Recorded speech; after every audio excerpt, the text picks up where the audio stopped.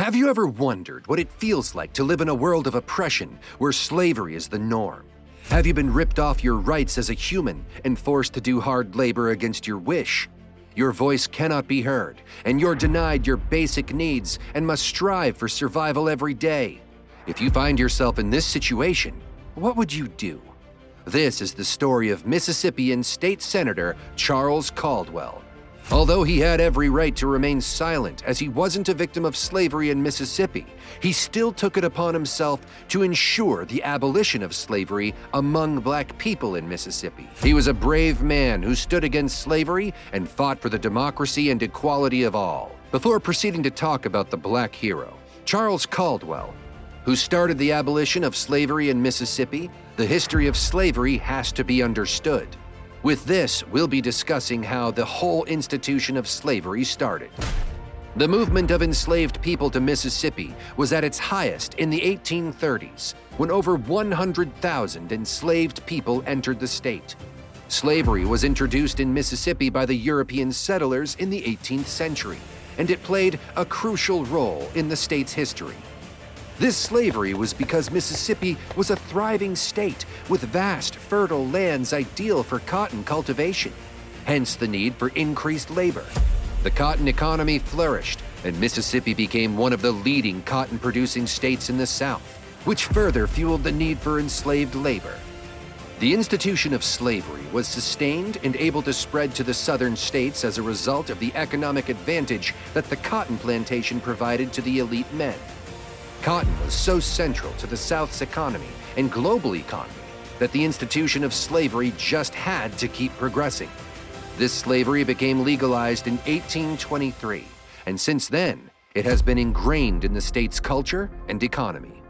In the 19th century, Mississippi had become one of the leading countries with the highest enslaved population in the United States. Slavery was the basis of the social structure in Mississippi.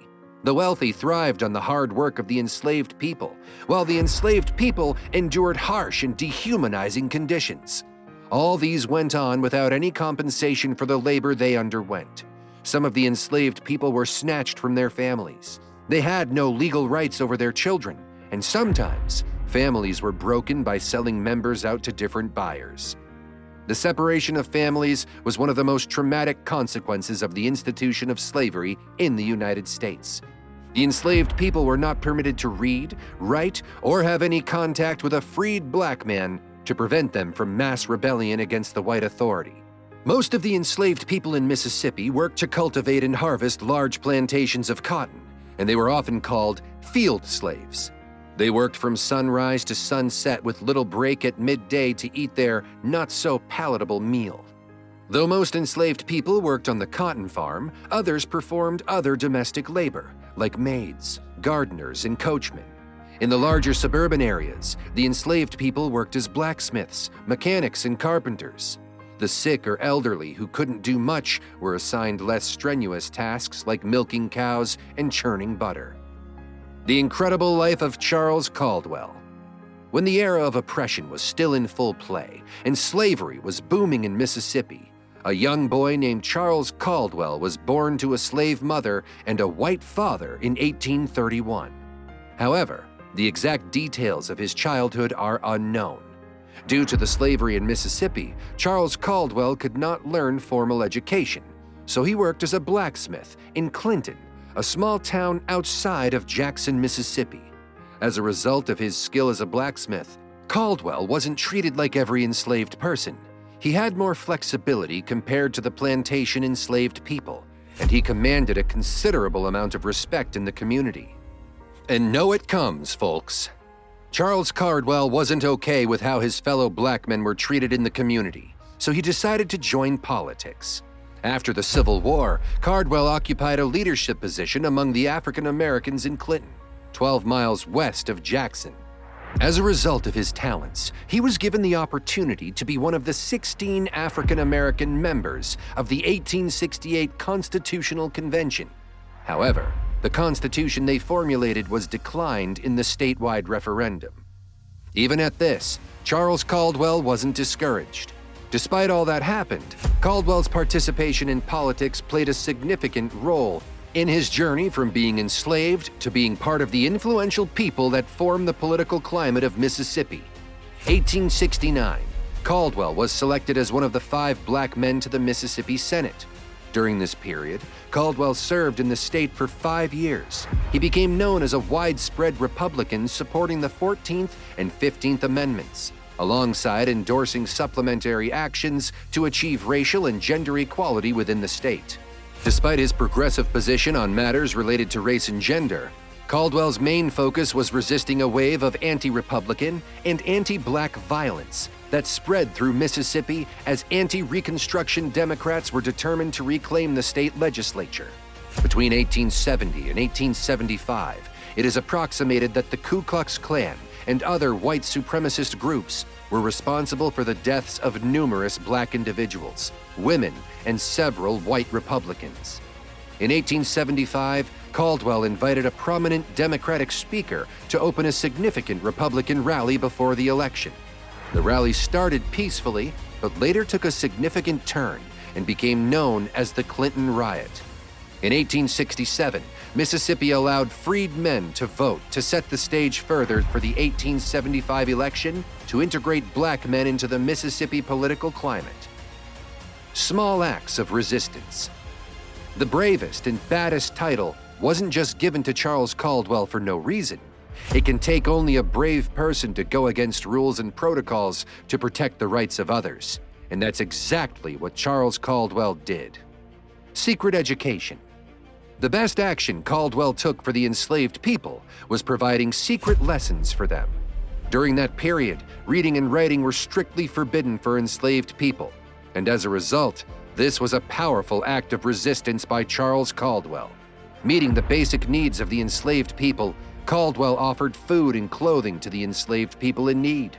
His act enabled the enslaved people to strive still, even under harsh conditions.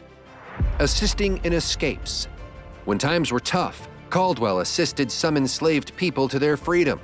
For some, he provided the necessities they needed to escape from the hands of their enslavers successfully. Additionally, Charles Caldwell used his influence to advocate for the abolitionist cause. The risks Charles Caldwell was taking by standing against slavery were, without proof, significant, as it put him in a state of opposition to the prevailing social, legal, and economic norms of the time in Mississippi. So let's delve deeply into why it was risky for Charles Caldwell. In addition to the legal opposition mentioned earlier, Charles Caldwell was at risk of arrest, fine, and even imprisonment, as speaking against slavery was illegal in many southern states in Mississippi. And even with this, Charles Caldwell didn't cower in fear or back down. He still spoke against black violence, a great man indeed. Moving on, he was kept at social risk also because, in Mississippi, opposing slavery led to social isolation, which could have made it a little tricky for Charles Caldwell to maintain personal relationships. However, he still pursued politics and was heard. In addition, his pursuit against slavery would have kept him at economic risk because he wouldn't have been able to progress in business with partners who supported slavery then. With all these, Charles Caldwell still took even more significant risks for the enslaved people by assisting in their escapes and coordinating with the Underground Railroad for their transportation. But his impacts were bizarre. Let's explore the positive influence Charles Caldwell had on slavery in Mississippi. Why talk about all the risks Charles Caldwell did for the enslaved people without mentioning his impacts on the institution of slavery?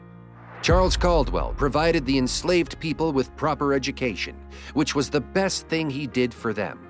Knowing how far being educated matters today, he taught them how to read and write privately and spoke to them about erasing the mentality that they were inferior to the whites. Through his acts of resistance, Charles Caldwell gave the enslaved the hope to keep moving even in the face of oppression. The enslaved people could thrive, knowing that someone of influence had their best interest at heart. With the advocacy Charles Caldwell made against slavery, he raised awareness against slavery. His voice added to the growing movement against slavery, which further led to the abolition of slavery in Mississippi. Legacy and reflection. Now I'm sure you'll be wondering the possible legacy a black man born into slavery could leave behind. This just tells us that to be recognized, you have to be extraordinary, like in the case of Charles Caldwell. Charles Caldwell's legacy regarding Mississippi slavery is one of courage and compassion. Although precise details about his life and actions are limited, his contributions and influence on society are not hidden from the historical lens. Charles Caldwell's legacy shows his refusal to approve of the injustice of slavery. He stood against slavery by always providing enslaved people with their basic needs. This shows we can always stand for what is right, even when things are wrong. His legacy of kindness also teaches the importance of helping those in need, even when things aren't exactly favorable. Reflecting on what Charles Caldwell did, Caldwell's empowerment of the enslaved people shows how necessary knowledge and empowerment are. Unfortunately, on December 25, 1875, Caldwell's life was ended by an assassin on the day he met his friend, Buck Cabell. Caldwell was shot in the back of his head by the assassin waiting outside the window for him. Later, his death was investigated as part of a more extensive congressional report. Until today, he's still remembered for his commitment to fighting for equal rights for African Americans. We can inspire the people around us, help them reach their potential, and overcome difficult situations. And his act of kindness can make us understand that through empathy, we can make the world a better place, and it starts with a tiny gesture. How would you have handled it if you were Charles Caldwell? Or how else would you have done it? Let us know in the comments, and don't forget to subscribe, or you'll miss the next astonishing story about how slaves were treated.